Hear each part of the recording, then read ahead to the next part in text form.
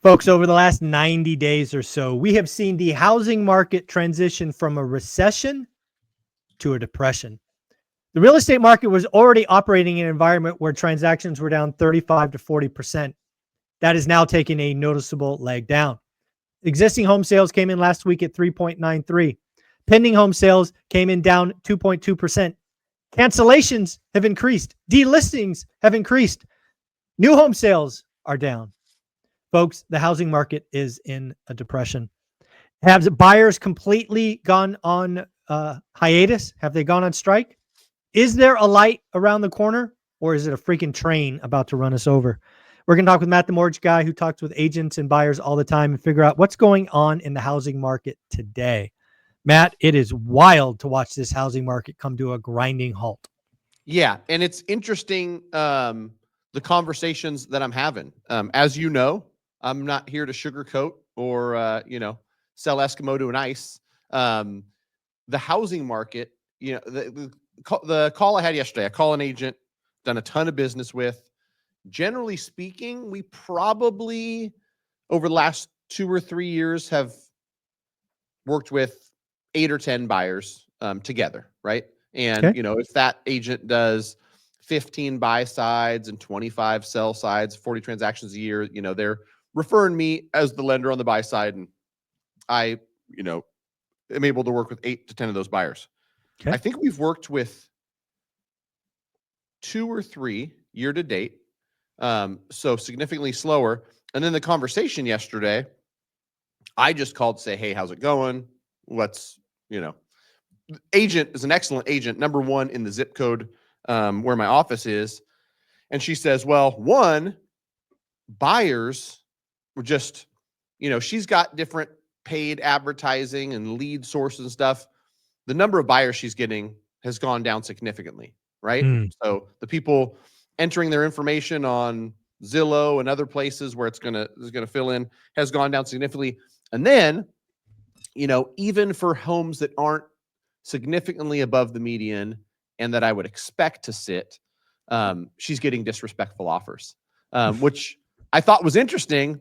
And I also, have that same reaction you do, Mike, where I'm like, goody, gumdrops. Yeah, right? let's go. we're team buy side. And so it's like beautiful neighborhood, a house that probably, in most markets would list at $899 and go above 9. She was upset because they offered $825.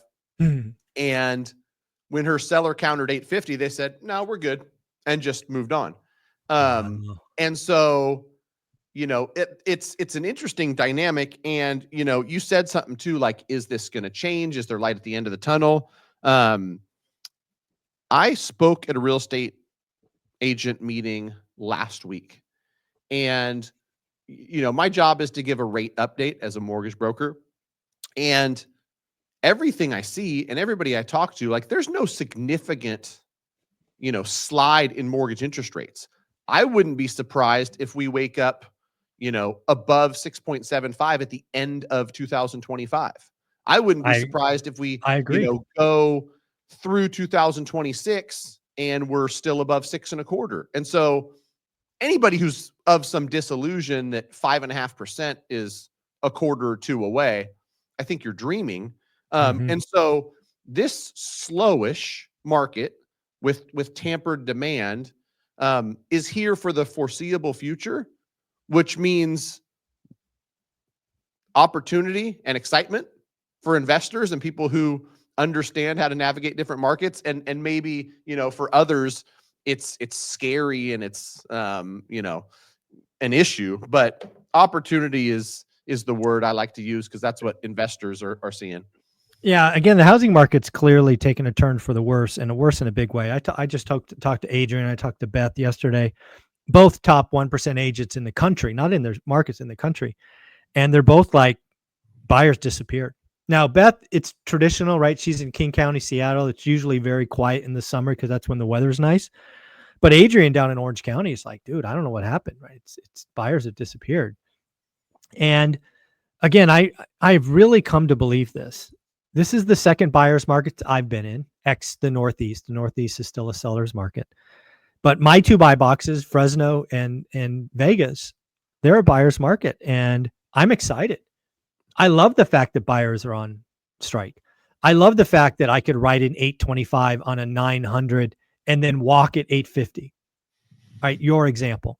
I mean, I'm writing up offers at 300 on 400s and walking if they don't come down to like 310 or 315. So again, this is the time, because again, most people are like me. We just need one deal. Right? We're not like Adrian or Jason or Omar, people on my channel that do, 5 a month. I just want one a year. That's all I want, one a year. And I'm willing to, write, 80 offers and, get 10 counters and, buy one. So I see nothing but opportunity ahead. But again, if you're if you're a seller, like if you're a team seller, woo, ouch. If you're paid on a drip, ouch, right? The transaction, ouch. And, it's a depression for a lot of the people. And again, housing is 12%, 13% of our economy. It's getting worse. And yeah, it's going to be interesting to see, because at the end of the day, there's always a light. Just how far away is it? What do you think can turn this around? Do you see anything out there that might turn this around? I mean, for buyers, it's always been about monthly payment. So it's got to be price or rate, right? One of the two or a combination of both. Prices come down 10 or 15%, rates come down 0.5%, and all of a sudden, the buyer who was stuck and saying, I'm not going to pay $4,000 a month, is now looking at $3,400. I think I still believe this too, because I use my own personal business as, a small sliver of what most mortgage brokers are seeing. And there is a ton of sideline demand for one reason or another. But in my opinion, the biggest reason is payment shock / affordability. My monthly payment is a little bit too high. I want to buy a house, but going from a $2,200 rent to a $3,800 mortgage payment, they just can't wrap their head around it. So as that gap comes down, I think that's what unlocks it. And, like I said, I don't expect rates to do anything major, but if prices soften, and we've already seen that happen, they continue to soften more, and rates come down a little bit, I think there's plenty of sideline demand where people who, before are predicting or talking about 30-40% crash. There's no way, because at a little bit of a discount, there is investors and home buy. There's all this demand that's just creating a floor, right? They're not going to let things fall farther than that, because you give them a 10% discount, they're in, from 900 to 800, 10-ish%, they're willing to pay that. And there's a lot of people that are. Some don't even know that's available, right? Once it is, I think that unlocks a lot of the demand. Yeah, when I think about the equation, there's only three things that improve affordability. You hit two of them. The third one is wages, right? Wages can go up. But so let's talk rates first. I think we have evidence over the last 3 years. I've talked every week nearly for 3 years, that if rates get a 5 handle, 5.99, demand flies off the sidelines. We've done that a couple of times in the last 36 months. So we know that's true. So we know for whatever reason, a 5 handle unleashes demand. Okay, great. I don't think that can be argued. What can be argued is when do we get there? To your point, it ain't 25. I don't see that happening in 25. I think it's possible in 26. You talked about 6.25. I think if things go, just a little bit wonky with the job market, we could see 5.99. Yeah. Right. If we got unemployment up to 4.5, 4.6, 4.7, you're probably at 5.99 for the mortgage rate. And, so that's step one. So nothing this year, maybe next year. Price. Again, we're in a very interesting environment, unlike the Great Recession, where shelter cost is fixed for a lot of people, right? One of the reasons that GFC exploded was because shelter cost tripled. And that's just not happening today. Everybody's got a lower mortgage rate, fixed lower mortgage rate. So there'll always be death, divorce, jobs transfer. That's why we're still doing 4 million sales. But it's not the lion's share of the market. And then the last thing is wages, right? We have had pretty solid wage growth for the last 9 months. I suspect wage growth will continue for the next couple of years. And, you can very quickly start to see where we get year-on-year sales growth, but it's nothing like 6 million. We're not going back to 6 million anytime soon. We're probably not going back to 6 million for 5+ years. But if I'm right and 2025 comes in below 4 million existing home sales, I think next year is 4.2, which again, that may not seem like a lot of folks, but that's 5%. And if you start adding 5% on top of 5% for years to come, the housing market won't be in a depression. It is in a depression right now, right? These existing home sales, pending home sales, cancellations, delistings, new home sales, they're unheard of, right? These are 1981 and 1978 numbers, but we've added 30 million people, right? So if you adjust for populations, it's a complete disaster. And, I think the last thing I'll say about this is I think the federal government, Trump, Scott Bessent, Pulte, the FHA administrator, all understand this. They're all talking about affordability. So I expect some legislation. I expect some FHA tweaks to attack this affordability thing. And, I think green shoots are closer than most people expect. But that said, if you're an investor, take advantage of this buyer's market. They don't last long. Yeah, get it while the getting's good. What I want to say real quick on that same subject too is the stat I saw, and the reason we're at where we're at, because I agree with you 100%. Like the fix for affordability is not a quick one. It's a slow grind of, housing remains relatively flat, mortgage rates come down slightly, and wage growth over 5 years does X, right?